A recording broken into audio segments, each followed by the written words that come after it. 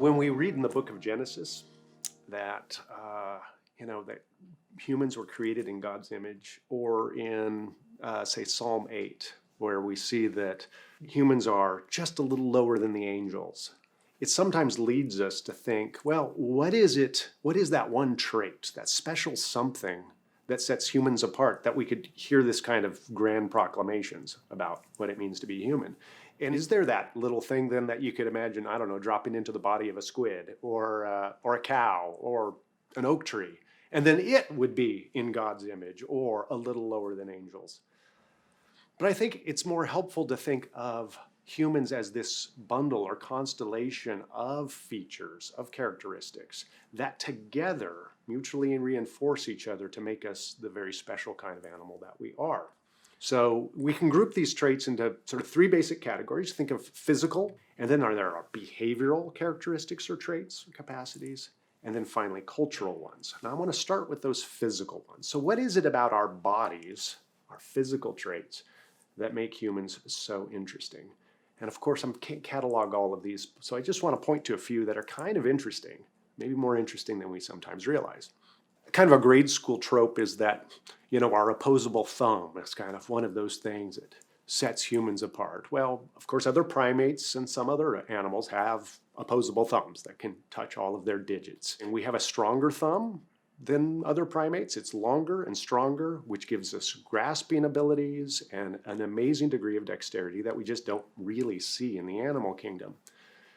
That's fine and dandy, right?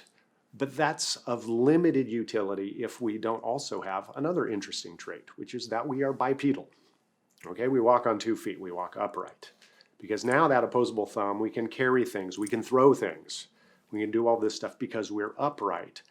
And notice how rare that is among animals, particularly among mammals.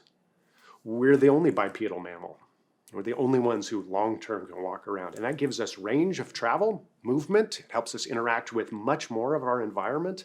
And all of that then creates a feedback on our perceptual systems, our ability to learn about all of this stuff around us and to develop that dexterity and so forth, right? So now not only can we pick things up with our great dexterity and maybe throw things, we can carry them with us from place to place. We can exchange them with other people. We can find new things in new places and bring them home. This upright posture also makes us endurance champions in the animal world. Okay, the only animals that sort of come close, mammals that come close to us in terms of endurance, say running, surprisingly, are animals we have bred for that, the horse and the dog. But otherwise, humans pretty much can outrun anything, distance-wise, not speed-wise. And partly it's that upright posture. But being bipedal, it does come with some sort of negative side effects. It changes the position of the pelvis, which can make it rough on childbearing. It makes it more risky for both the baby and the mother. But fortunately, especially if you have these giant heads that we've got, but fortunately we have this interesting skull that isn't fused at birth. It has lots of looseness so that babies' heads can be squished through this birth canal. Another great kind of way in which being upright changes things is it means we can support this big old head. It's easier to have a giant head like we've got sitting on a relatively straight spine than a giant head hanging off of the front of a quadruped. So a cow with the same kind of head per body mass, would be sort of dragging its face on the ground all the time. So if you've ever seen, a quadruped like a cow or something give birth, the baby kind of just slips right out and then they stand up and start walking away. Well, we don't see that in human babies, in part because of these giant heads being squeezed through a pelvis that has a different shape and a different angle. Fortunately, we also have a skull that isn't fully fused at birth, right? There's a lot of flexibility in there. But that's because human babies are born slightly premature. And we'll come back to that. That's important too, and one of the things that interestingly sets us apart from other animals. We also have relatively small guts. I know when we look around sometimes it's hard to believe that, we do our best to grow those sometimes, but compared to other animals of our size, we actually have very small intestinal and digestive systems. You might think, well, that's kind of a trivial thing, but it's important if you want to invest in big brains. Our digestive system is metabolically costly kind of material. It requires a lot of blood and nutrients to then to go and process all of that food. That's nutrients and energy that we can't use on building a big brain. If we had an enormous gut, from an evolutionary perspective, you might see as guts shrink, brains can get bigger. But for guts to shrink, you need other ways of metabolizing food more efficiently. So a cow's great big gut is so that it can really spend a lot of time working on that relatively low quality food. So you need higher quality food that then in some ways is externally processed through cooking, for instance. Fire, helps sort of externally digest the food a little bit, processes it more, so that then we can have a much more efficient gut. So from an evolutionary perspective, it looks like there's probably a trade-off between the quality of the food, more animal fats and proteins, but then that needed to be kind of externally processed, including cooking, enables us to have smaller guts, which enables us to build bigger brains. Opposable thumbs, upright posture, little guts, big brains. Sure, there are animals with bigger brains. An elephant has a bigger brain. Whales have bigger brains, but that's because they're bigger animals. So scientists have come up with what's called an encephalization quotient, which sort of takes the size of a body into account and how much brain you need just to manage a giant body. And then how much bigger is a particular animal's brain than average compared to its body size. So it's sort of a brain to body kind of ratio that's been adjusted in fancy ways. That's that encephalization quotient. To give you an idea, a hippo has an encephalization quotient of about 0.5, which indicates its brain is about half the size you would expect for an animal of that size. So not super brainy. Whereas, your chimpanzee has an encephalization quotient of about 3. So it's like 3 times the brain of a typical animal of that body shape or size, okay? Well, what about humans? Well, we're like 6 or 7. No other animal comes remotely close to this. We've got these massive brains for the size of our bodies, and especially this area sort of in front of the ears, behind your forehead, called the prefrontal cortex. Most of the stuff in the back, I'm going to sort of overgeneralize and make this a little crude, but it's for balance, visual processing. Some of our emotions and sort of basic physiological drives are down in that base and back. This front area is our association area. We sometimes say this is for executive function. It kind of helps us think.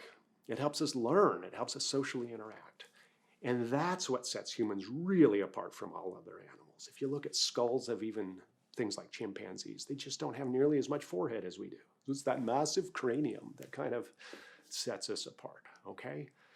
And that's made possible by that small gut and that upright posture, and maybe even facilitated by our amazing dexterity that helps us explore the world and then take advantage of these more nutrient-rich sources that are out there. I want to just mention 2 other of these sort of physical bodily traits that are kind of interesting in humans that we often don't appreciate. One of those is the very large whites of our eyes. So the sclera is the white of the eye. And you might notice that, say in a lot of films, when we want to dehumanize a human, a common sort of technique is to make the colored part of the eye fill the eye. The whites disappear, right? So now okay, it's an alien or somebody's been possessed or whatever it is, right? It immediately dehumanizes. Why? Because we are very sensitive to whites of the eyes because it helps us see what direction people are looking, and it helps us sort of read intentions and mental states. Other animals don't have these massive whites of the eyes. Dogs have a little bit of a light sclera, but you can barely see it. The rabbits do too, but their eyes are on the side of their head, so it's not very helpful information. But the great apes, they don't have white sclera like we do.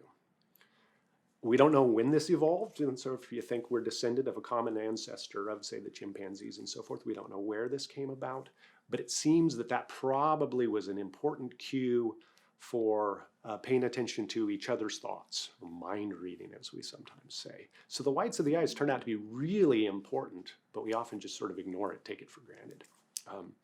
So that's another interesting physical feature of humans. One last one, it's not really a physical feature as much as a property of our physiology, and that's our extremely long lifespan. We live an awful long time compared to other animals. especially in women postmenopausal. You don't see that in other animals. Most other animals are fertile pretty much up to the point that they die. But humans can live for decades. That's kind of interesting too, because it suggests that then old humans who are not having their own babies necessarily can invest in their grandchildren and other people's babies, which then makes us a much more social kind of animal, and it can then help the young sort of develop in a much longer period. So that long lifespan means that we can learn a whole lot more about our environment. We're not so dependent on just sort of instincts that we're kind of wired into from our biology. And it gives us more time to learn from each other and invest in each other. So that's a physiological trait, that sort of slow maturation that turns out to be a really important one too in making humans a very special kind of animal. The particular cluster of physical traits that humans have that are kind of unusual, at least if not in kind and degree, that set humans apart from other animals, they help make us different in behavioral ways as well. So those physical traits observe lots of interesting behavioral or psychological kinds of traits and capacities that are also kind of interesting in humans. Again, they're not completely absent in other animals, but humans sort of take them to a different level or a different intensity. One of those I mentioned in regard to the physical, and that's that, well, there I talked about a long lifespan, but also this sort of slow maturation. And I mentioned that if we mature very slowly, then we have more time to learn the particulars of our environments. And one of the things that's interesting about humans as a species is that we've invaded so many different ecological contexts without big genetic changes. So other animals, when they sort of move from place to place, usually they do it by mutating, by changing in terms of their sort of their DNA, their biological blueprint. We don't do that. We can invade new spaces without fundamentally changing. How? Well, partly it's this slow maturation allows us to learn a whole lot about our environments. And that big brain then gets sort of filled up by context-specific kind of information. Now we're learning from others, and we're learning from the environment as we interact with it. Again, thanks to some of these physical traits, like being very highly mobile and highly dexterous, for instance. So that slow maturation is really important. To give you an idea of that slow maturation, we know a human baby, when it's, 3 years old, we call it a toddler for a good reason. It's not even real good at walking. Compare that to a dog. By the time it's 3 years old, it's fully mature, it's reproducing and raising its own children. Very slow maturing kind of species compared to most others. Well, actually, all other mammals, we're the slowest in terms of maturation and getting to sexual maturity. But that turns out to be a really good thing for our ability to learn. Because we're slow maturing, then there's lots of time to invest in our offspring, to teach them new things. And teaching is an interesting trait that humans have that we only see slight shades of in other species. Now, don't get me wrong, there's lots of social learning in other animals. It's fascinating how much animals learn from each other. Heck, I raise chickens, and the chickens learn from each other what to eat and so forth. So there's social learning going on even with bird brains. But for us, we deliberately, intentionally teach each other things. Hey, look at this. This is a such and such, and this is what you do with it. And we don't really see much of that in other animals. I mean, even in chimpanzees, highly social, highly intelligent, mom will sometimes kind of demonstrate something next to kid so that they kind of, but they don't say, all right, now hold the rock this way. Okay, now beat the nut this way. No, adjust that in your hand. But we do that even when we're not using words, right? So that heavy investment in kids, and not only do we invest in children, in our own children, we invest in other people's children. It's this thing called alloparenting. And humans are just sort of massive alloparenters. So think of teachers, daycare workers, pediatricians, all of us sort of caring for our siblings' kids at various moments, coaches. There's all kinds of alloparenting going on. And that's that investment in children. So that's a really interesting behavioral trait of humans that's pretty unusual. Part of why it is that we seem to be so good at investing in, say, teaching kids and learning from each other is because we're a surprisingly docile animal. I know we get captivated by sort of the wanton violence we see in the world and our ability to sort of build technologies that kind of, for killing each other. And that's sad and lamentable, but we're surprisingly docile and sort of tolerant of other people, especially strangers. So on a day-to-day basis, we're crowded into, different rooms, cars, buses, all kinds of things with people maybe we don't know all that well. And we generally have managed to avoid bloodshed. We don't fight each other. But if you did the same type of thing where you took a bunch of strange, chimpanzees or wolves or bears that didn't know each other and you thrust them into an environment like this, it'd be bedlam. They'd be tearing each other apart or trying to get out as quickly as possible before they get torn apart. But humans tolerate each other. We just sort of, okay, let's not fight. We'll just get along. Yeah.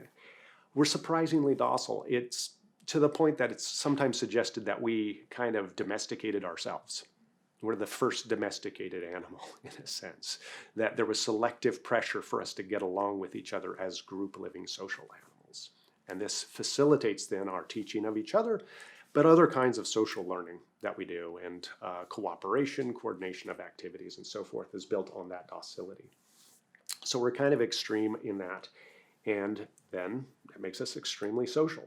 The typical human has a network of about 150 personal relationships, plus or minus about 50, and then all of these other acquaintanceships, hundreds more that we can maintain. And by personal, I mean we actually know that person as an individual, not just as a group. We know something about their desires, what they want, their goals, their aims, who they're related to, who they like, who they don't like. We keep track of that all of the time. That degree of sociality in humans is so great and so distinctive in some respects in the animal world that it's often suggested that that is the reason that we have the big brains we do, is just to manage our socialness, our sociality. It's called the social brain hypothesis, because there's some reason to think that big brains actually corresponds with big social groups. If you look at the evolutionary landscape, you see correspondences there, which is an interesting hypothesis. It's supported by the idea that a lot of our social activities, including trying to figure out what other people's desires are, their thoughts, what they're paying attention to, seems to be subserved by, in important ways, by this prefrontal cortex that's especially large in humans. So there's some reason to think that we're immensely social animals. That's facilitated by the kind of special big brain that we've got. In addition to being immensely social beings then, but along the same lines and of a piece with our docility, we're very self-controlled. Most animals, again, operate on a series of instincts, fight or flight instincts, mating instincts, all kinds of things like that. And humans have some of these too. We see that, right? But we're an unusual animal in the degree that we can deliberately shut these things down, right? That we can think about what the consequences of our actions are and say, yeah, I'm not going to do that. So the idea of having courage, for instance, of being afraid of something but doing it anyway, that's a very human thing. A human has to train an animal to do that. Or to take something maybe not quite so grand sounding, eating spicy foods. You have to learn to eat spicy foods, right? Because our body says, no, that hurt. But we can acquire a taste for spicy foods, and it can be good for us. But there's a self-control element there. That facilitates future planning, coordination, and cooperation among humans and so forth, and just sort of reeling in our impulses that then could be dangerous to the group and ourselves. So behaviorally, we're immensely social, we're self-controlled, and these lead to expertise acquisition, including tool use and other kinds of technologies. But by expertise acquisition, what do I mean? I just mean that we learn lots of local information about the particular stuff around us. We invest a lot in that, and it's not just the case that everybody knows everything, right? But that we can specialize in, I know more about this and you know more about that. And we just don't see that in most other animals, beyond maybe that the males of this species tend to do this kind of thing, so they know about that, and the females tend to do this. But we can subspecialize a lot more than that, right? We've got some people who are really good at making certain kinds of tools, and other people who are really good at preparing food, and other people who are good at hunting, and others who are gathering, and whatever it is, right? That's that expertise acquisition. And of course, in our contemporary age, it's taken to astronomical levels of specialization of the amount of information that we can acquire. How do we do that? Again, it's this very special kind of brain we have that helps us exercise self-control, makes us really smart, associating new kinds of things. But also, it's this, our immense sociality. We learn from each other.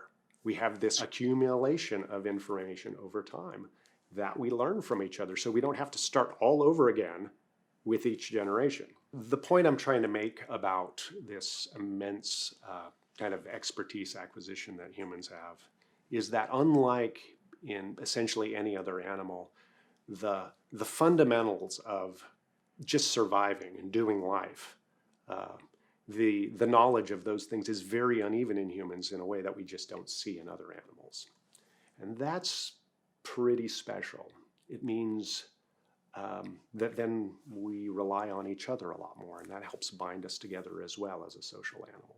If we're thinking about the behavioral or psychological types of traits that make humans kind of unusual, I would be remiss if I didn't say something about our moral or normative thinking. We think about, well, should I? Not just could I, but should I? The ought kind of reasoning. That seems to be a distinctively human thing to do. Other animals can exercise what looks like, I have scruples about, I don't know, stealing the alpha's food. But that's because they're going to get whacked if they do, right? I mean, it's just, am I facing some kind of a negative consequence, or am I going to get rewarded? And humans do that too. We're sensitive to rewards and punishments for sure. But we can also think in terms of an objective, so-called objective right or wrong, that's sort of outside of the situation. I don't think I'm going to get caught, but it doesn't matter. It's the wrong thing to do. How do we do that kind of, you might call moral or ethical thinking? Well, again, that requires self-control. It requires a very special kind of brain that's thinking about the consequences of actions that haven't yet occurred. We have to think about the consequences on others and not just ourselves, which is facilitated, again, by this immensely social kind of environment. And of course, moral thinking doesn't come out of nowhere. It's partly acquired through this social learning. And so even moral thinking then is a result of really big brains doing this kind of reading of other people's mental states, of being a social animal, of acquiring expertise, and of exercising self-control. And finally, amongst these sort of psychological or behavioral traits, we often think of humans as the rational animal. Right? Even our scientific name, Homo sapiens sapiens, is sort of the wise human, the wise human, if we have the double sapiens. And what's that rationality? Again, that seems to be largely subserved by this prefrontal cortex, this stuff here, and it allows us to think about the logical consequences, the entailments of different kinds of actions, ideas. It allows us to abstract out of the here and now and think about the future and the past. And all of that sets us up as a very different kind of animal. Okay? I hope that this doesn't sound like just a laundry list, but that these physical kinds of traits that we have that set us apart then are the stuff from which we build these interesting kinds of behavioral traits that set us apart and make us a very unusual kind of animal. And the place I want to go next then is how do those behavioral traits with their sort of physical underpinnings turn us into cultural animals. In addition to the behavioral and then physical traits that kind of set humans apart, probably what's most notable about humans amongst all the other animals is how immensely cultural we are, right? So you could imagine an extraterrestrial anthropologist or scientist coming to the Earth, and what they would pick up on right away is that there's this one species that's just doing all of this cultural work. What do I mean by cultural? I mean that we socially transmit information and learn from each other to build kind of collections of ideas, values, practices, tools, stuff, clothing, that are distinctive to particular communities. We see diversity across culture, as well as some sort of deep underlying similarities, which is kind of interesting and sets us apart. Sure, there are a few other animals that show some signs of cultures in a light sense, but we take it to this entirely other level. One of the cultural traits of humans that I think is often underappreciated is that we have domesticated other species. We're kind of domesticated. We domesticate our children, right? We sometimes joke about other people's children being feral. They're not fully domesticated yet. We invest a lot in domesticating ourselves, but we've also domesticated lots of other species. And of course, we think of our dogs because we love them. Cats are sort of domesticated, not quite as fully as dogs are in some respects. Horses have been domesticated for an awful long time, perhaps before all except maybe dogs, are plants. Like most of the things that we eat are actually domesticated versions of wild plants. So the corn we eat, the wheat we eat, these are grasses that we actually selectively bred to be sort of bigger and easier to harvest and more pest resistant and so forth. In a sense, we've been genetically modifying crops for 10,000 years. The reason why domestication I find interesting is, as Jared Diamond sort of really draws out in a powerful way in his Pulitzer Prize-winning book, Guns, Germs, and Steel, domestication changes the kind of communities that we can have. So having domesticated plants then helps settled agriculture develop. Having domesticated animals brings us closer to certain animals that not only gives us food and companions and beasts of burden, but actually changes our immune system, us catching their diseases and then acquiring immunity to their diseases over time, for instance. But it's cultural because it's local in a sense, right? If a certain group of people are used to these domesticated plants and animals, then their immune system might change in response, or their sort of physical traits in response to the nutrition from those domesticated plants and animals are different than their neighbors who don't have those same animals nearby. So while we have changed certain animals, the ancestor of cattle, the auroch, doesn't exist anymore, but cattle are everywhere.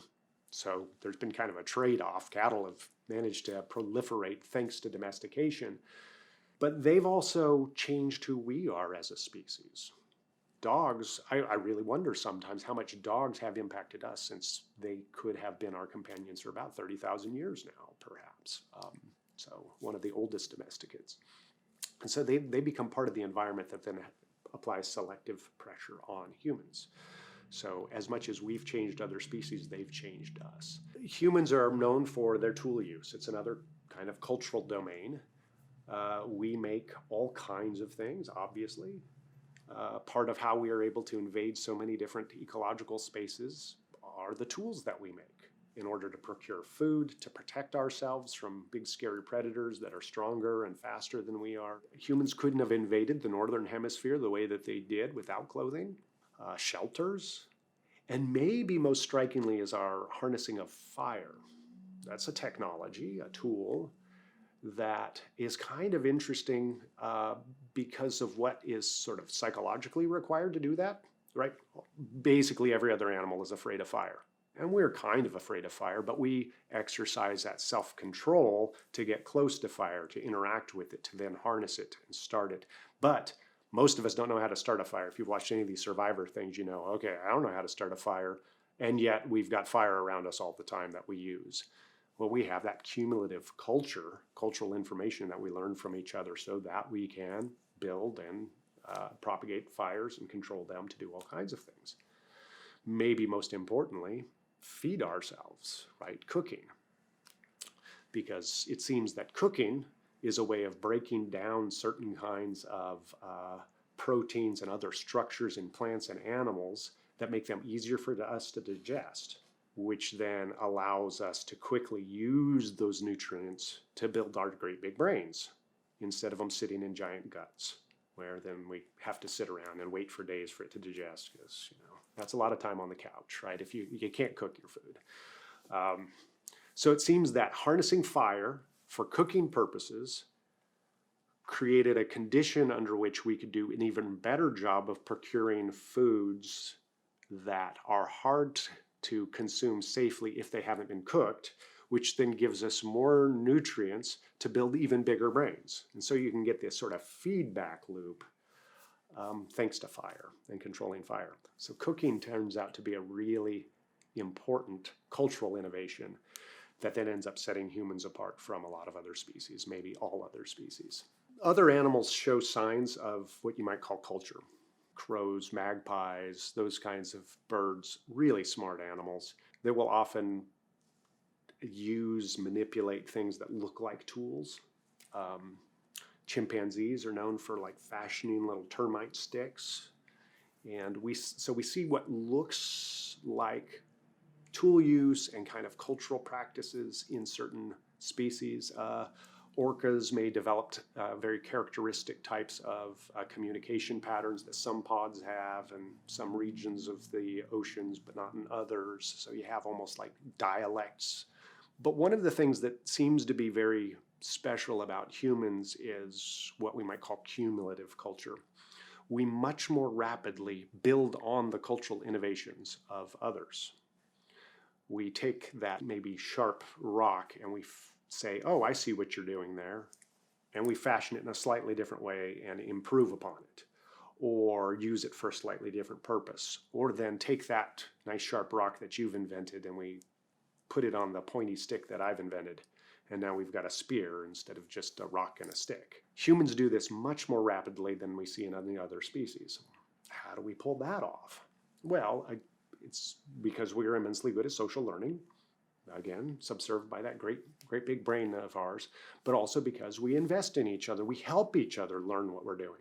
We have interesting little psychological gadgets like the ability to read other people's mental states and jointly attend to something so that you and I know we're both paying attention to the same thing, which then facilitates teaching, for instance. Oh, I see what you're trying to do there. Let me help you in the following way. And now between the two of us, we can make advancements much more quickly than if we're each trying to do it on our own, which is what we typically see in other species. Right? They may accidentally pick things up from each other in a sense, but they don't jointly solve problems in the way that humans do.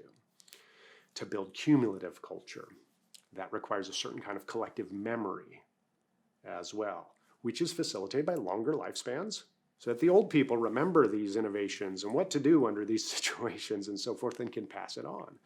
So we can see that certain kinds of psychological traits that are made possible by certain physical traits that humans have then lead to certain kinds of cultural traits like cumulative culture.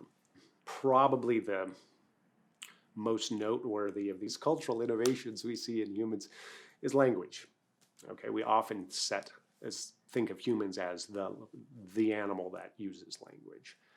Again, we see pretty rich communication in other species. There's sort of the honeybee's waggle dance, right? You know, where body language indicates where the great flowers are, how far away they are. That's pretty cool. Chickens have certain characteristic calls that tell each other something about what's going on in their environment, like there's a predator nearby. And some of these can get pretty subtle. Here's my call for it's a snake, and here's my call for it's a jaguar. Clever dogs can learn hundreds of commands and even names of objects through a series of training, let alone the sort of fantastic things that chimpanzees and bonobos can do. So we do see something that looks like the beginnings of language in other animals. Dolphins are famous for this too. But humans are different still. We seem to have a strong propensity to just making declarations about things, right? So a lot of the calls that we see in other animals are signals, behavioral signals. Get in the trees, get out of the trees, go to the food, stop hitting me. You know, they're commands. What we don't see the same of is, so hey, it's nice weather out there today. Or this is purple. Or these just factual kinds of things that don't have an immediate behavioral consequence. But humans do that all the time. We just pass information around. We're information sharers. And we do it linguistically, right? That's one of the things that's special about language in humans that sets it apart from just mere signaling in other animals. But of course, there's a lot more to that. It's creative, it's generative. We can make completely novel utterances that somebody has never heard before and makes perfect sense. And it's not clear that other species can generate and understand those sorts of things. What do I mean? I mean things like right now, there is a giant purple teddy bear invading the city, eating all of the chihuahuas that it can find. You've never heard that sentence before, but it makes perfect sense. I can make it even more absurd than that, but you get the point. We can say all kinds of novel, creative things to each other, and our linguistic ability makes us go, okay, yeah, I think you're crazy, but I see what you're saying there.